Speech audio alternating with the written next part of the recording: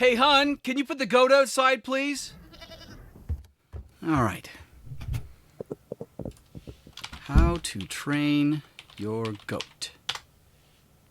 Oh,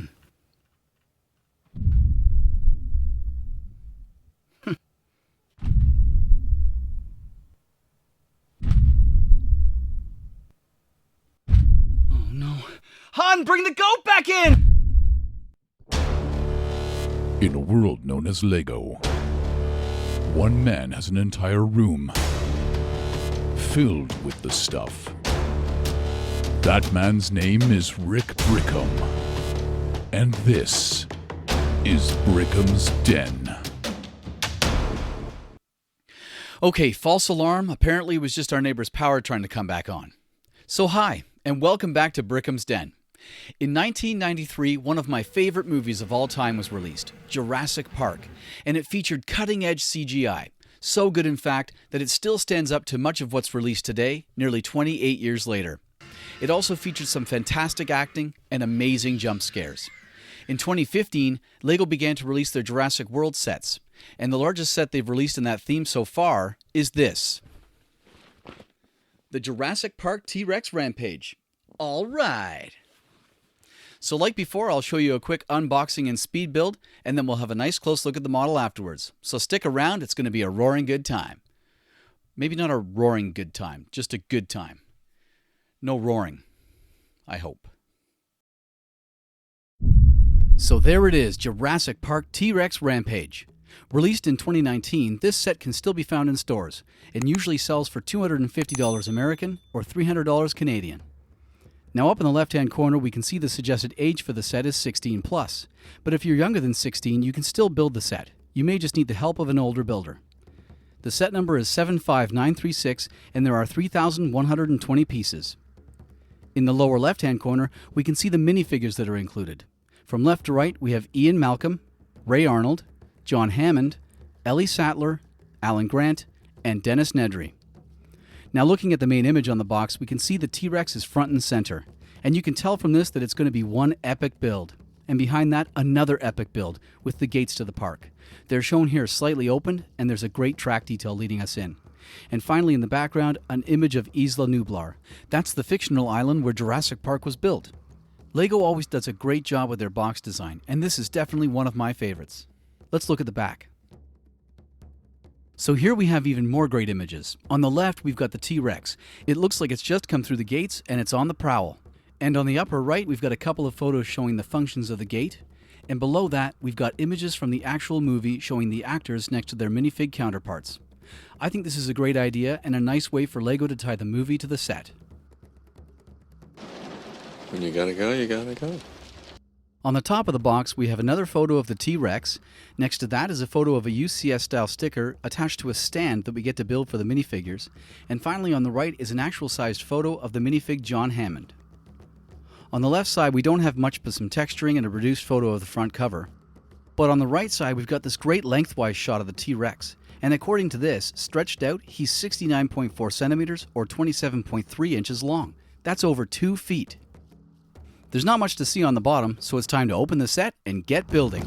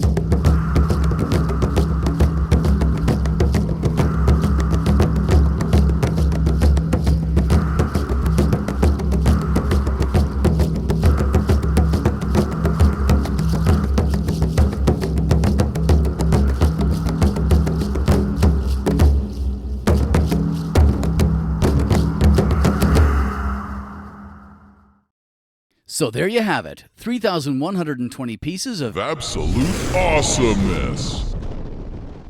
Let's have a closer look. So the first thing that struck me about the T-Rex was the colors that LEGO chose. Up top, they've gone with a combination of dark and reddish brown to form a pattern that goes from the head, down through the neck and body, onto parts of the legs, and finally through the tail all the way to the tip. Now in the movie, the dinosaur is more of a solid dark gray or brownish gray color, but I like what LEGO's done here. It makes it a lot more interesting to look at and gives the dinosaur some great personality. The rest of the body is mostly dark tan, but there is another transition down here to the lower legs and talons of dark bluish gray. I think they're trying to represent dried mud or dirt down here, but I find the transition to be a little bit abrupt, and I think it would have been better if this was dark brown. They do a better job of it just up here between the body and the underbelly. And of course up front, it wouldn't be a T-Rex without the famous tiny T-Rex arms. These are nice little builds on mixel joints for some great articulation, and each comes complete with 2 of those black claws. But the real star of the show, in my opinion, is right up here. The head and the neck not only provide some great functionality and positioning for photos, but LEGO's done a fantastic job of capturing the personality of the T-Rex in that face structure, and I love that exclusive printed eyepiece. Well, that pretty much does it for the overview of the dinosaur. Let's have a closer look at some of those moving parts. So the head connects here using a ball joint, and that gives it the ability to move up and down, left and right, and twist a bit. Now if you want the head to go up further, you use the neck connection, which is a ratcheted build that gives it about 4 or 5 different positions.